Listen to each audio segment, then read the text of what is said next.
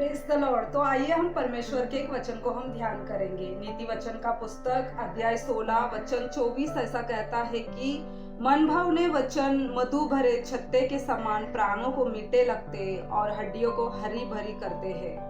ये वचन ऐसा कहता है कि मन भावने वचन प्राणों को मीठे लगते हैं और हड्डियों को हरी भरी कर देते हैं। हम इस संसार में देखते हैं कि हम हर एक ही बहुत ही व्यस्त रहते हैं अपने कामों में। सुबह से लेकर रात तक हम पूरे काम काम कर कर उसमें ही हम पूरे व्यस्त इतने हो जाते हैं कि कुछ और बातों का हमें याद ही नहीं रहता है और हम उसके द्वारा बहुत ही हमारे अंदर एक चिड़चिड़ापन, एक गुस्सा, ऐसे बहुत सारे कार्य हमारे अंदर हो जाते हैं। आज सभी लोगों का यही हालत है और इसी कारण हम किसी और के बारे में सोच नहीं पाते हैं। हमारे पास उनका सोचने के लिए, दूसरे के बारे में सोचने के लिए हमारे पास समय ही नहीं होता है और हमको ही ऐसा लगता है कि किसी और का दया हमको चाहिए। इसलिए मनुष्य आज एक तारीफ की बातों के लिए, एक प्रशंसा की बातों के लिए, एक मन भावने बातें सुनने के लिए तरस रहे हैं। ऐसे उनको लगता है कि कोई हमें कुछ अच्छी शब्द बोलेगा जिसके वजह से हमारे प्राण खुश हो सकते हैं, हमारी हड्डी हरी भरी हो सकती है, हमारे जीवन एक नए हो सकते हैं। आज हम संसार में देखते हैं तो बहुत सारे लोग ऐसे हैं कि दूसरों के बारे में निंदा करते हैं, हमेशा गलतियां निकालते हैं। अगर हम कुछ अच्छा करें तो भी हमको हमारी प्रशंसा करते हैं। ऐसे बहुत सारे बातों में मनुष्य ही हमें निराशे में ढकल देते हैं। मगर परमेश्वर का वचन कहता है कि एक अच्छी बातें, मन भावने बातें हमारे प्राण को मीठे लगने लगते हैं और हमारे शरीर के जो हड्डियां सूखी हुई है उसे हरी भरी कर सकती है। तो इन दिनों में हम परमेश्वर के लोग ऐसे कार्यों को हम करेंगे क्योंकि परमेश्वर ने कहा है कि मैंने तुम्हारे जीव में जीवन देने वाला शब्द दिया है। हमारे जीव में परमेश्वर ने ऐसी एक सामर्थ्य और शक्ति दी है जिसके द्वारा हम किसी और को अपने अच्छे बातों के द्वारा किसी के मन को हम प्रसन्न कर सकते हैं, उनके जीवन को हम बदल सकते हैं। आज मैं किसी और की नहीं, मेरी गवाही को बताती हूँ। मैं बचपन से ही एक नकारात्मक में चली गई थी। बहुत सारे लोगों ने मेरे फ्रेंड्स के द्वारा, कुछ और अलग लोगों के द्वारा हर समय मैंने नेगेटिव बातें को सुना था कि ये कुछ नहीं कर सकती है, आगे जाके क्या कर सकती है, इसके पास तो कुछ भी नहीं है, इसके पास बुद्धि नहीं है। ऐसे हर समय मैंने एक नकारात्मक शब्दों को मैंने सुना था और वही बात मेरे मन में ऐसे एक घाव बनकर रह गए, मेरे सोच विचारों में एक घाव बनकर रह गए और जिसको बदलने के लिए मैंने बहुत प्रयत्न किया मगर वो हो ही नहीं सका क्योंकि मुझे भी स्वयं ऐसा लगने लगा कि मेरे अंदर कुछ खूबी नहीं है, मैं कुछ भी नहीं कर सकती हूँ। मगर परमेश्वर ने अपने वचन के द्वारा बहुत ही बार मुझे तसल्ली दिया, बहुत ही बार ऐसे बताया कि तुझसे तेरे अंदर मैं हूँ और तेरे द्वारा मैं बड़े बड़े कार्य को करूँगा। अगर ये निराशी मेरे अंदर होने के कारण मैं उसमें बढ़ ही नहीं पा रही थी, फिर परमेश्वर ने एक दूत को मेरे जीवन में भेजा और वो दूत एक इंसान के रूप में मेरे पास भेजा और उस दूत ने मुझसे कहा कि आपसे सब कुछ हो सकता है, आप कर सकते हैं। और वो एक शब्द ने मेरे जीवन को इतने बदल दिए कि जो मुझे लगता था कि मैं नहीं कर सकती हूँ, मगर परमेश्वर के सामर्थ्य को पाकर आज मैं आपके सामने बातें कर रही हूँ। तो परमेश्वर ऐसे ही हमारे किसी और के शब्द के द्वारा हमारे जीवन को बदल सकते हैं क्योंकि वो उनकी शब्द नहीं है, वो परमेश्वर की शब्द है। क्योंकि परमेश्वर के लोगों के जीव में परमेश्वर ऐसे ही शब्दों को भर देते हैं कि वो औरों को भी जीवन दे सके। तो आज आप स्वयं भी परमेश्वर आपको एक दूत के समान आपको रखे हो सकते हैं किसी और के घावों को, किसी और के जीवन को बदलने के लिए। आज परमेश्वर ने आपको चुना होगा, आज आप किसी और, आपके शब्द किसी और के जीवन को बदल सकते हैं। वैसे ही किसी और को भी दूत के रूप में आपके लिए वो रखे रह सकते हैं, उनका शब्द आपके जीवन को बदल सकता है, आपके मन को छू सकता है। तो ऐसे परमेश्वर के इस वचन पर विश्वास कीजिए, निश्चय परमेश्वर किसी और के द्वारा आपके जीवन को भी निश्चय बदलेंगे।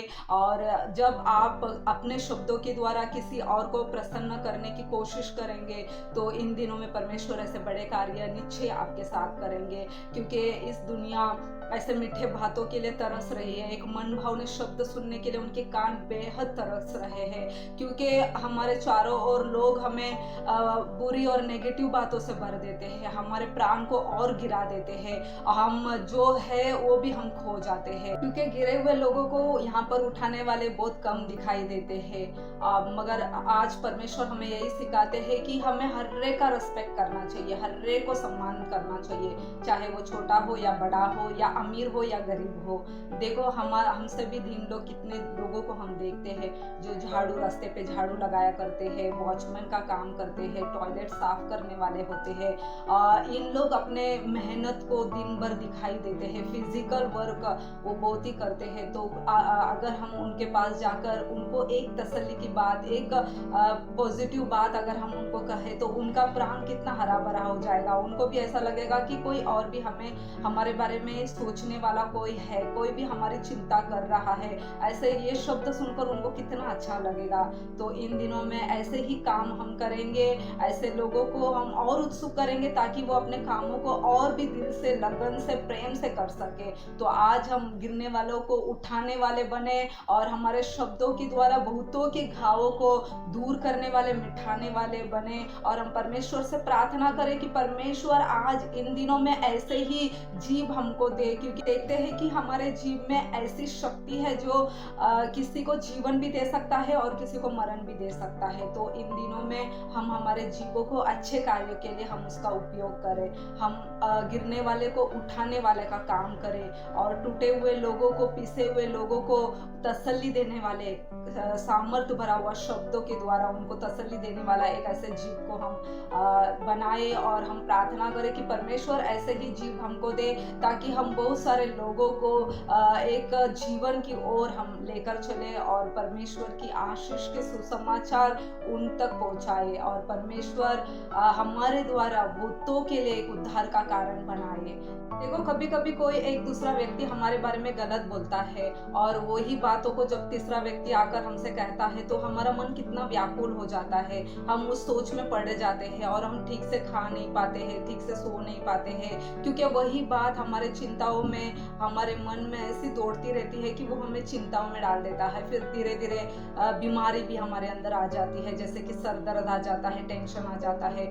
ऐसे एक बुरा बात हमारे जीवन को, प्राण को कहाँ तक होना। जब कोई हमारे बारे में कुछ अच्छी बातें कहता है, हमारी प्रशंसा कहता है तो हम कितना खुश हो जाते हैं और हमारा खुश इतना बढ़ जाता है कि हम अच्छे खाने लगते हैं और हमारा प्राण जो है वो जो अंदर से मरा हुआ रहता है उसमें भी जीवन आ जाता है। हम बहुत खुशी मनाते हैं और हम हंसते रहते हैं, हम और हमारा चेहरा भी खिलखिला होता है, हमारा चेहरा बहुत ही ब्राइट हो जाता है। तो देखो एक गलत शब्द हमें कितना अंदर तक हमें खा सकता है और एक अच्छी बातें हमारे प्राण को कितना तक उठा सकता है। तो हम ही हमारे कार्य के द्वारा ही, हमारे अंदर जो हो रहा है उसके द्वारा ही हम अंदाजा लगा सकते हैं कि एक अच्छा वचन एक मनुष्य के लिए कितनी जरूरी है। तो इन दिनों में हम ऐसे ही कार्य को करें, क्योंकि हमें परमेश्वर ने किसी और मनुष्य के घावों को और किसी और के प्राणों को झिलाने के लिए हमें बनाया है, हमें ठहराया है। तो आज इन दिनों में ऐसे ही कार्य